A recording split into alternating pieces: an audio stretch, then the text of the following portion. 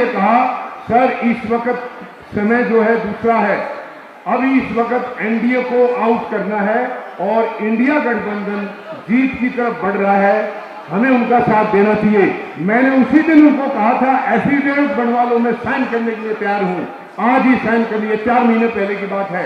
India गठबंधन NDA का मुकाबला नहीं कर सकता, क्योंकि चुनाव से पहले मैंने उनको कहा था, आप जाके पूछ लेना, मैंने कहा था चुनाव आने से पहले आधे इसमें से बिक जाएंगे, पाला बदल लेंगे और आधे जो है जेल में जाएंगे। आज वो हो रहा है कि नहीं हो रहा है?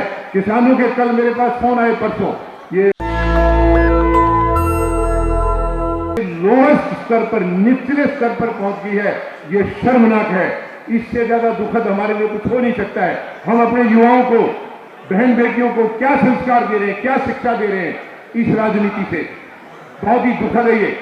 तो ये जंतर मंतर से एक आवाज उठी थी कि जब ये सेनाओं को भी ये बर्बाद कर रही है सरकार, तो वहां से एक आवाज उठी कि अब सैनिकों को राजनीति में आना पड़ेगा और जैसे हम सरहद पर खड़े होकर देश की रक्षा करते हैं, वैसे अब हमें संसद की रक्षा करनी पड़ेगी। तो मैंने किसानों को ये कहा था, आप अपने बीच में से देखिए, गरीब ही गरीब के दर्द को समझता है और गरीब ही गरीब को दे सकता है, किसान किसान के दर्द को समझता है। आज जो वहां बैठे हैं सत्ता में, वो ना गरीबी को जानते हैं, ना किसानी को जानते हैं, ना मजदूरी क्या चीज होती है उनके दर्द को नहीं जानते हैं। तो ये मैंने उनसे कहा था किसानों से, और उन्होंने मुझे ये कहा, सर इस वक्त समय जो है दूसरा है, अभी इस वक्त एनडीए को आउट करना है और इंडिया गठबंधन जीत की तरफ बढ़ रहा है, हमें उनका साथ देना चाहिए। मैंने उसी दिन उनको कहा था एफिडेविट बनवा लो, मैं साइन करने के लिए तैयार हूं, आज ही साइन कर लिए, 4 महीने पहले की बात है। इंडिया गठबंधन एनडीए का मुकाबला नहीं कर सकता, क्योंकि चुनाव से पहले मैंने उनको कहा था, आप जाके पूछ लेना, मैंने कहा था चुनाव आने से पहले आधे इसमें से बिक जाएंगे, पाला बदल लेंगे और आधे जो है जेल में जाएंगे। आज वो हो रहा है कि नहीं हो रहा है? किसानों के कल मेरे पास फोन आए परसों, ये नीतीश कुमार का एपिसोड होने के बाद, सर आप सही कह रहे थे, मैंने कहा अभी नहीं समझ जाओ। तो मैं आप सबसे, बहुसंख्यक समाज से निवेदन करूंगा, संतोष मलिक जी जो मतदाता जागृति संगठन चला रही है, उसका मकसद एक ही है, राजनीतिक दलों को उम्मीदवार तय करने का कोई अधिकार नहीं है। ये अधिकार है क्षेत्र की जनता को, विधानसभा क्षेत्र की जनता या संसदीय क्षेत्र की जनता, उनको अधिकार है उनका जनप्रतिनिधि कौन होना चाहिए, ये उनको मालूम है। पार्टियों को कहा, पार्टी तो लाते हैं अपने हित के लिए, गुंडे बदमाशों को ला करके ताकि वो पैसा कमा के उनको दे। मैं आपसे ज्यादा लंबा समय न लेते हुए निवेदन करूंगा, विधानसभा क्षेत्र, अभी फिलहाल विधानसभा के चुनाव नहीं है, लोकसभा के हैं, विधानसभा के आंध्रा में है, तो लोकसभा के संसदीय क्षेत्र में जनता से संपर्क करके आप अपने अपने उम्मीदवार तय कीजिए। आपका प्रतिनिधि कौन हो सकता है, कौन आपके हितों की रक्षा कर सकता है, कौन किसानों की, गरीब की, मजदूर की हितों की रक्षा कर सकता है। यानी कि बहुसंख्यक समाज जो आज तक नकारा गया है, अब समय आ गया है उन्हें सत्ता अपने हाथ में लेनी होगी। सारा मैकेनिज्म तैयार है। आप, मैं निवेदन करूंगा, गांव गांव में घूमे, सारा मैकेनिज्म, महेश मानव जी उसी में लगे हैं, विजेंद्र यादव जी भी लगे हुए हैं। हम इसका पूरी तरह से तैयारी करके गांव गांव में दौरे करें और वहां से हम उम्मीदवार लेके आए, ताकि इनकी जमानतें जब्त हों। इंडिया और एनडीए दोनों की जमानतें जब्त हो जाएंगी अगर आपने बीड़ा उठा लिया तो। अब आज हम हकों की बात कर रहे हैं, लेकिन हक हम इनसे लेने की बात कर रहे हैं। ये हक नहीं देंगे, क्योंकि इनकी वही तो धरोहर है, हमारे हकों को खा के वही तो इनकी पूंजी है, वो आपको क्यों देंगे? अब समय आ गया है, मैं ज्यादा समय नहीं लूंगा, आप एक हो जाएं। हम लोग बटे हुए हैं, इसलिए मार खा रहे हैं। आज ना किसान एक है, ना सैनिक एक है, बहुसंख्यक समाज सारा बटा हुआ है, गरीब मजदूर सब बटे हुए हैं। ये आगे लॉलीपॉप दिखा देते हैं, बहका देते हैं और हम इनकी बहकाई ना करके हम इनके साथ हो जाते हैं और वो फिर 5 साल बर्बादी करते हैं।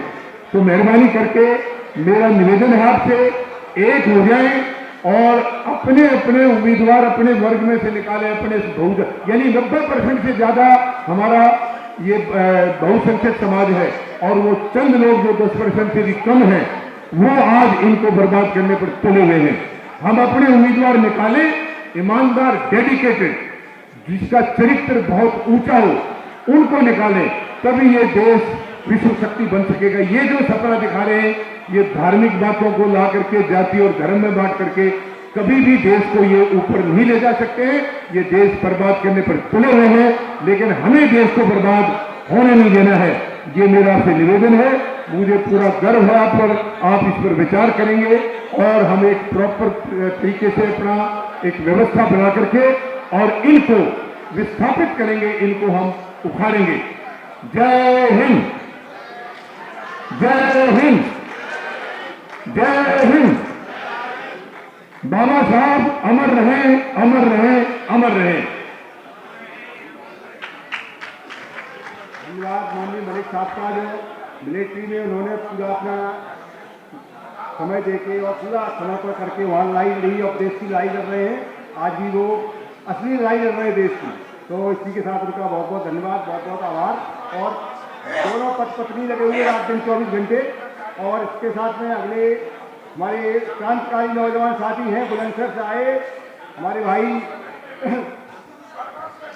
नाम तो लिखते हैं राष्ट्रवादी, कृष्णा जी राष्ट्रवादी, और खुद देखेंगे आप ओबीसी SC ST के लिए चैनल भी चलाते हैं पूरा, और ग्रामीण क्षेत्रों में कई जिलों में काम कर रहे हैं और बहुत बड़ी जनसंख्या आप कवर कर रहे हैं।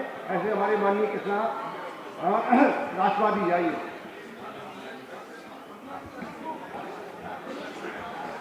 सबसे पहले मैं, जो लोग सुन रहे हैं, कृपया कुछ लोग कुछ झुंड बनाकर खड़े हैं, कुछ इधर उधर खड़े हैं, खाने के लिए भी वक्त है और हम ऐसा परिचय दे रहे हैं। अगर शायद इस समय सबको पता है कि 8 बजे का समय था, लेकिन अगर देखा जाए 8 बजे के समय में भी हम ऐसा परिचय दे रहे हैं। यदि कोई सवर्ण समाज से कोई पत्रकार आ जाए तो क्या कहेगा कि वहां पर जो बहुसंख्यक थे वो किस हालत में थे और किस तरीके की वहां पर सभा चल रही थी। मैं महिलाओं से विनती करूंगा, ऐसा नहीं है, खाना लगने वाला है, कृपया थोड़ा सा समय दें। और भैया इधर भी, भैया आपसे विनती है, थोड़ा सा आप लोग एकत्रित हो रहे हैं, थोड़ा सा इधर भी आ जाए, ये खाली सीटें पड़ी है। ऐसा नहीं है कि जो आप जिस तरीके से बैठे हैं अव्यवस्था ना दिखाएं। चलिए मैं अपनी बात रखता हूं। मेरा परिचय है, मैं लोधी कृष्णा राष्ट्रवादी, 250 से अधिक सभा और 1000 से अधिक नुक्कड़ सभाएं कर चुका हूं। उत्तर प्रदेश से लेकर मध्य प्रदेश तक लगातार मैं जा रहा हूं और घूम रहा हूं, लेकिन खासकर मैं अपने बहुजन समाज में जाता हूं और बहुजन समाज में जब जाता हूं तो देखने को मिलता है हर एक मंच पर कहीं न कहीं एक अव्यवस्था उत्पन्न हो जाती है। कुछ लोग जा रहे हैं और बहुजन समाज पर भी लिखता हूं 2 पंक्तियां, आप सुन लीजिए। कि समझ हम इतिहासकारों को जाते, समझ हम इतिहासकारों को जाते, अमर जवानी कुछ होती, पद्मावत का जौहर न होता, सिवा जवानी कुछ होती, गर एक लब का न करता हूं था, तो महाभारत की कहानी कुछ होती। तो साथियों, मैं आपके समक्ष एक कविता के माध्यम से अपनी बात रखूंगा कि पहाड़ों की पीड़ा को अपना मीत बनाने आया हूं, दुर्दिन के हर आंसू का मैं गीत सुनाने आया हूं। सागर की बाहों में मैंने सोलों को पलते देखा है और धर्म जात के नाम पर मैंने जिंदा मानव को जलते देखा है। राजनीति के नाम पर मैंने सम्मान को मिटते देखा है, संसद के आंगन में मैंने संविधान को जलते देखा है। जागो उठो बहुजनों को, कब तक बांटे जाओगे? जागो उठो बहुजनों को, कब तक बांटे जाओगे? सारी उतरेगी चौराहों पर, तुम सड़कों पर काटे जाओगे। ये तो हम पर निर्भर है, ये तो हम पर निर्भर है कि कैसा हम व्यवहार सुने। ये तो हम पर निर्भर है कि कैसा हम व्यवहार सुने और कैसा हमारा नेता हो, और कैसी हम सरकार चुने। घनानंद सा तानाशाह चुने, घनानंद सा तानाशाह चुने, या चंद्रगुप्त की तलवार चुने, साकेत नगर का हत्यारा चुने, या अशोक महान सम्राट चुने। पुरखों की गाथा पर खून, पुरखों की गाथा पर खून, पत्थर आंसू बनकर पिघलेगा। पुरखों की गाथा पर खून, पत्थर आंसू बनकर पिघलेगा। पन्ना रामा की गाथा पर पत्थर आंसू बनकर पिघलेगा। अंतिम लाइनें मैं उन महापुरुषों के लिए पढ़ूंगा। अंतिम लाइनें थोड़ा गौर कीजिएगा कि आज उस समय जो बहुजन महानायक थे वो कैसे थे। उस समय कर्पूरी ठाकुर, जिनको अभी हाल ही में भारत रत्न दिया गया है, उनकी विचारधारा कैसी थी। बाबू जगदेव बाबू, जिनको बिहार का लेनिन भी कहते हैं, उन्होंने सीने पर गोली खाई थी। क्या ऐसे नेता आज पूरे भारतवर्ष में बहुजन समाज से देखने को मिलते हैं? आप बताइए, मिलते हैं जिन्होंने सीने पर गोली खाई? आज कर्पूरी ठाकुर का जो मिशन था, उन्होंने कहा था 100 में 60 कि संसोपा ने बांधी गांठ, पिछड़े पांव में 100 में 60। तो क्या आज वो नारा आपका है? आपको पता है कि बीजेपी ने एक बहुत बड़ी चाल चली है कि कर्पूरी ठाकुर जी को भारत रत्न दे दिया। उनकी विरासत को अपनी विरासत समझने लगा है। वो क्यों? क्योंकि हम अपने महापुरुषों की जो विरासत है उसको क्लेम नहीं करते। हम बहुजन जो विचारधारा के जो महापुरुष थे, उनके विचारों पर नहीं चलते। वर्तमान में इस तरीके के नेता तैयार हो रहे हैं जिनका आज पलट जाए या कल पलट जाए पता नहीं है। क्या हम उन लोगों के भरोसे बैठे हैं कि वो हमारे बच्चों की शिक्षा का, स्वास्थ्य का और रोजगार का प्रबंध करेंगे? वो हमारे हकों की लड़ाई लड़ेंगे? क्या हम ऐसे नेताओं के लिए बैठे हैं? बताइए आप, सोचिए। मास्टर काशीराम ने, और एक बहुत बड़ी बात कहूंगा, बड़ी जिम्मेदारी के साथ में, ये जो बुद्धिजीवी लोग बैठे हैं उन्हीं के समक्ष रख रहा हूं एक बहुत बड़ी बात। मैं जानता हूं कि दिल्ली में बैठकर लोग, कमरों में बैठकर लोग पूरे देश में क्रांति लाना चाहते हैं, कमरों में बैठ करके। अगर सोचिए, मास्टर काशीराम ने ये सोचा होता कि कमरे में बैठकर क्रांति आ सकती है, तो वे कभी कमरे से नहीं निकलते। वो कमरे से निकले, गांव-गांव में पूरे भारत में घूमे और एक ऐसी राष्ट्रीय स्तर की पार्टी बनाई जो भारत में तीसरे स्थान पर आती है, बहुजन समाज पार्टी। लेकिन आज वो पार्टी कहां है? आपको पता है?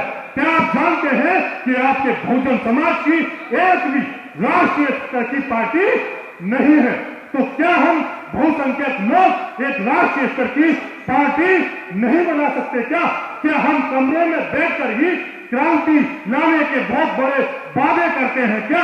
और मैं देखता हूं, बहुत बड़ी बात कह रहा हूं, आपके जो पत्रकार। नेशनल दस्तक की आपसे गुजारिश है कि अगर इसको बचाना चाहते हैं तो नेशनल दस्तक को सब्सक्राइब करने के लिए रेड कलर के सब्सक्राइब बटन को दबाएं, फिर बेल आइकन की घंटी दबाएं। नेशनल दस्तक को बचाने के लिए बहुत जरूरी है कि हर खबर को शेयर करें, लाइक करें, कमेंट जरूर करें।